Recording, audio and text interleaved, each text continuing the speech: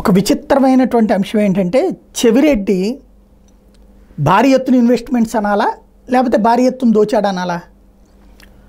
ఆంధ్రప్రదేశ్లో ప్రైవేట్ మాల్కి 70 ప్రాంతాలు అవసరమైన స్థలాలను లీజు పద్ధతిని ఇచ్చేందుకు చెవిరెడ్డి ఒక ఒప్పందం కుదుర్చుకున్నారు. దీనికి ఆర్టీసీ ఆస్తుల మీద కన్నేశారు. పార్టీ పెద్దలతో సంస్థ అధికారులపై ఒత్తిడి తెప్పించి అభివృద్ధి ఆదాయం పేరుతో రాష్ట్రంలోని ఆర్టీసీ స్థలాల లీజుకు టెండర్లు పిలిపించారు. అయితే టెండర్లు వేసిన సంస్థలు కూడా నయానో భయానో పక్క తప్పించి మొత్తం 17 ప్రాంతాల ఆర్టీసీ స్థలాలను ఆయన దక్కించుకున్నారు. రాష్ట్ర సార్వత్రిక ఎన్నికల షెడ్యూల్ ఒక నెల ముందు ఆర్టీసీ ఆస్తుల లీజుకు సంబంధించి ఆ సంస్థ ప్రకటన చేసింది.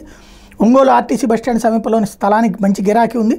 20 కోట్ల విలువ చేసే సుమారు 40 సెంట్ల స్థలాన్ని 15 ఏళ్ల పాటు నెలకి ₹180,000 చెల్లించారు. అధికారులు టెండర్లు ఆహ్వానించారు. ఈ క్రమంలో చెవిరెడ్డి తన కుమారుడు మోహిత్ రెడ్డి పేరుతో టెండర్ దాఖలు చేశారు.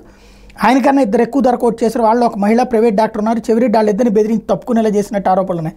అదే సమయంలో నెల్లూరులో ఆర్టీసీ ఉన్నతాధికారికి భారీగా ముడుపులు మొదటి చెప్పినట్టు సమాచారం. దీంతో మూడో వ్యక్తిగా ఉన్న మోహిత్ రెడ్డికి నెలకు 2.4 లక్షలు అద్దె చెల్లించేలా టెండర్ దక్కింది.